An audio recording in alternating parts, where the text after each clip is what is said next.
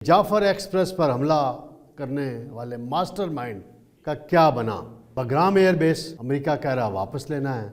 Israel हुआ है परेशान, नेतन्याहू की चीखें निकल रही हैं। फिर मोदी ने पहलगाम कराया और उसके नतीजे में पाकिस्तान पर हमला किया। बिस्मिल्लाहिर्रहमानिर्रहीम। नाज़रीन, मैं हूँ तारिक समय, डेली मुमताज़ एडिटर के साथ। नाज़रीन, ख़बरें बड़ी अहम हैं और पाकिस्तान के हवाले से बड़ी अहम खबर एक है कि जाफर एक्सप्रेस पर हमला करने वाले मास्टरमाइंड का क्या बना। भारतीय स्पॉन्सर्ड दहशतगर्द का क्या बना। अफ़गानिस्तान में जहाँ हलाक हो गया वो, इसकी पूरी कहानी मैं बताऊंगा। फिर बगराम एयर बेस अमेरिका कह रहा वापस लेना है। अफ़गान हुकूमत कहती है नहीं वापस देना हमने। चीन ने भी बड़ा अहम स्टेटमेंट इस पे दिया है। इस पे क्या बनेगा, इस पे क्या सूरत हाल बनेगी। और दूसरा, पाकिस्तान और सऊदी अरब के माहदे के बाद अब इसराइल को अमेरिका ने 6 अरब डॉलर का मज़ीद असला देने का फ़ैसला कर लिया। सवाल होता है, अमेरिका एक तरफ इत्तेहादी है कतर का, सऊदी अरब के साथ बड़े अच्छे ताल्लुकात हैं, पाकिस्तान के साथ बड़े अच्छे ताल्लुकात हैं, इसराइल भी उसका बड़ा इत्तेहादी है, लेकिन वो खड़ा किसके साथ है। जुल्म और ज़्यादती जहाँ हो रही है वहाँ पे ट्रंप साहब क्यों खामोश हो जाते हैं, गज़ा के मज़लूमों के लिए क्यों नहीं बोलते, इस पे मैं बात करूँगा। सबसे पहले मैं आता हूँ नाज़रीन, बड़ी अहम खबर आई है अफ़गानिस्तान के अंदर से। जाफर एक्सप्रेस पे हमला हुआ था और उसके बाद उस हमले के नतीजे में ट्रेन को जो अगवा किया गया था दहशतगर्द तंजीम की तरफ से, मजीद ब्रिगेड एक नाम है उसका, जिसे अमेरिका ने भी दहशतगर्द तंजीम करार दे दिया है, उसका एक मास्टरमाइंड है गुल रहमान उर्फ उस्ताद मुरीद, ये उसका नाम है जी। और ये फितनतुल हिंदुस्तान जिसको बोला जाता है, उसका ऑपरेशनल कमांडर था और 17 सितंबर को अफ़गानिस्तान के सूबे हेलमंद में वो हलाक हुआ है। इसकी मज़ीद तफसीलात का इंतज़ार है, वो जब आएंगी तो फिर हम आपके साथ शेयर करेंगे। सिर्फ इतना बताते चलूँ, इस दहशतगर्द ने क्या क्या नुकसान पहुँचाया पाकिस्तान को। पाकिस्तान और चीन के ताल्लुकात को नुकसान पहुँचाने की बड़ी साजिश की। इसको ऑपरेट कर रहे थे नई दिल्ली में बैठे हुए राह के अफसरान, वहाँ से ये ट्रेनिंग लेकर आया हुआ था। कराची में एक चीनी शहरियों पे हमला हुआ था, बड़ा मशहूर वाक़या हुआ था। उसमें एक खातून खुदकुश हमलावर भी इस्तेमाल की गई थी, उसकी फुटेज भी रिकॉर्ड पे मौजूद हैं। ये उसका भी मास्टरमाइंड था, पीछे पूरा प्लानर ये था। इंस्ट्रक्शन तो ज़ाहिर बात है भारत से आई थी उसको।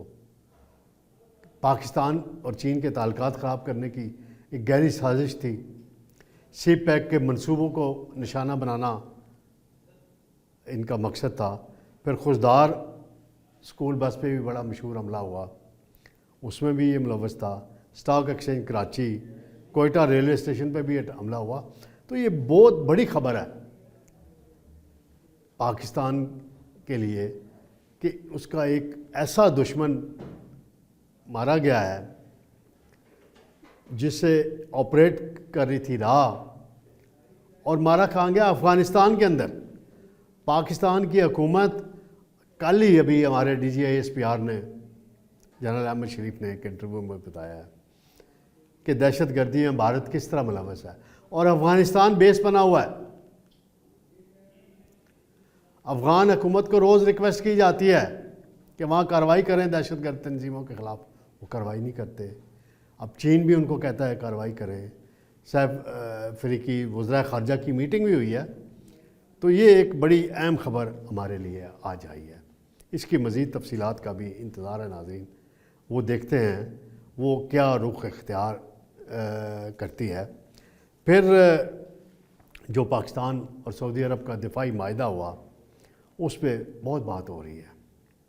हमारे नायब वज़ीर-ए-आज़म और وزیر دفاع دونوں نے یہ کہہ دیا ہے کہ کچھ اور ممالک بھی اس دفاعی معاہدے کا حصہ بننا چاہتے ہیں. یعنی کل جو میں نے آپ سے بات کی تھی کہ نیٹو طرز کا اسلامی اتحاد بنائے جانے کی بات ہو رہی ہے، اور ممالک بھی شامل ہونا چاہتے ہیں، اس پر بھی لگتا ہے بات چیت ہو رہی ہے. کیونکہ اسحاق ڈار صاحب اور خواجہ آصف صاحب اس میٹنگ میں موجود تھے جو ولی عہد سے ہوئی تھی، جس میں اگریمنٹ سائن ہوا، بڑا تاریخی اگریمنٹ سائن ہوا. اس پہ نئی دہلی پریشان ہے، اسرائیل پریشان ہے، امریکہ بھی بہت پریشان ہے کسی حد تک. اس کے لیے بڑا سرپرائزنگ یہ تھا. اس سارے معاہدے کے حوالے سے اب باتیں آگے بڑھ رہی ہیں.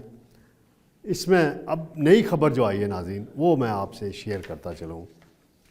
وہ خبر یہ ہے کہ اسرائیل ہوا ہے پریشان، نیتن یاہو کی چیخیں نکل رہی ہیں. وہ گیا اپنے ابا کے پاس، ٹرمپ کے پاس، اور ٹرمپ انتظامیہ نے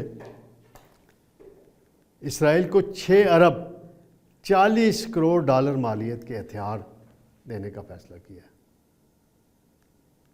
وہ ہتھیار کس کے خلاف استعمال ہونے؟ مظلوم فلسطینیوں کے خلاف، اور باقی ایران کے خلاف پہلے کر چکا ہے، مار بھی کھا چکا ہے ایران سے اسرائیل. باقی یمن میں وہ حملے کرتا ہے، لبنان میں حملے کرتا ہے، قطر پہ حملہ کیا. اس میں جو خبر میں بتایا گیا، میں تھوڑا سا بتاتا چلوں تفصیل. اس میں ہیلی کاپٹر جدید انہیں دی جائیں گے، فوجی گاڑیوں کی بڑی تعداد ہے اس میں شامل ہے، اور اس پیکج کے حوالے سے جو بتایا گیا ہے باقی جدید اسلحہ، اس میں بختر بند گاڑیاں بھی شامل ہوں گی. تو ہیلی کاپٹر وہ فلسطینیوں کے خلاف ہی استعمال کرنے ہیں اس نے.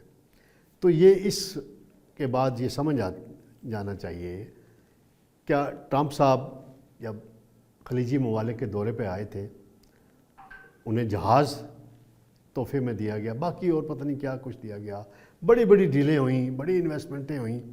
اس کا یہ نتیجہ نکلا کہ اسرائیل نے قطر پہ حملہ کر دیا. وہ ایک بات بڑی مجھے یاد آ گئی ہے. میاں نواز شریف صاحب سے ایک دفعہ بات ہو رہی تھی، ایٹمی دھماکے جب واجپئی نے کیے تو پاکستان کی ایٹمی دھماکوں کی تیاریاں ہو رہی تھیں، تو وہاں ایک بڑے دانشور لوگ بھی بیٹھے ہوئے تھے. تو اس میں یہ طے بات ہوئی کہ یہ بڑی اچھا ہو گیا ہمارے لیے کہ واجپئی نے ایٹمی دھماکے کیا، اب پاکستان جواب دے سکتا ہے. پھر مودی نے پہلگام کرایا اور اس کے نتیجے میں پاکستان پر حملہ کیا، اور پاکستان اللہ کے فضل سے وہ جنگ جیتا. اور اب نیتن یاہو نے جو غلطی کی قطر پہ اٹیک کر کے، حملہ کر کے، اس کے نتیجے میں اسلامی امہ اکٹھی ہوئی، پاکستان اور سعودی عرب کا تاریخی معاہدہ ہوا.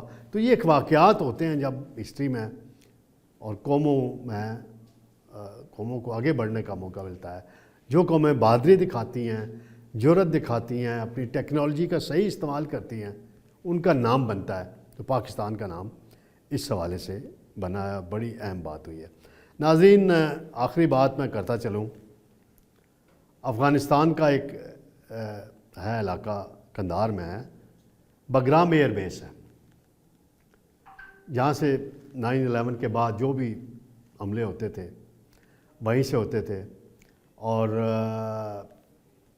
اسامہ بن لادن کا جو واقعہ ہوا تھا 2010-11 کے میں، جب ایبٹ آباد میں امریکی ہیلی کاپٹر اڑ کر آئے تھے، تو اسی ایئر بیس سے آئے تھے اور اسامہ بن لادن کو انہوں نے ہلاک کیا تھا.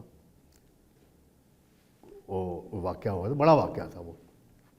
پھر امریکی فوجیں وڈرا ہوئیں تو یہ ایئر بیس بھی خالی کر دیا. اب ٹرمپ صدر جو کہتے ہیں کہ یہ ہم نے واپس لینا ہے، یہ ہمارے لیے بڑا اہم ہے.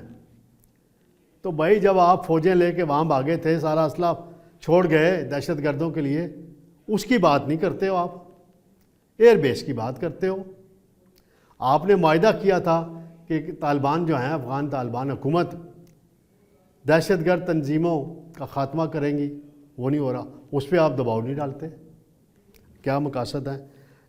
بگرام ایئر بیس بڑا اہم ہے کئی حوالوں سے، اس کی بڑی اہمیت ہے، اور اسٹریٹجیکلی فوجی نقطہ نظر سے دیکھا جائے تو اس کی بڑی اہمیت ہے. اب اس پہ افغان حکومت نے کہا ہے یہ ایسا نہیں ہو سکتا، ہم یہ نہیں دیں گے امریکہ کو۔ پھر جو چین کی دفتر خارجہ کا بھی رد عمل آیا ہے، وہ کہتے ہیں افغانستان کے خود مختاری کا احترام کرنا چاہیے سب کو، ہم بھی کرتے ہیں۔ افغان عوام کو اپنے مستقبل کا فیصلہ خود کرنے کا حق حاصل ہے، خطے میں کسی بھی قسم کی کشیدگی کی حمایت نہیں کریں گے، یہ انہوں نے بات کی ہے۔ اب ٹرمپ صاحب ادھر بھی پاؤں پھیلا رہے ہیں، ادھر بھی پاؤں پھیلا رہے ہیں۔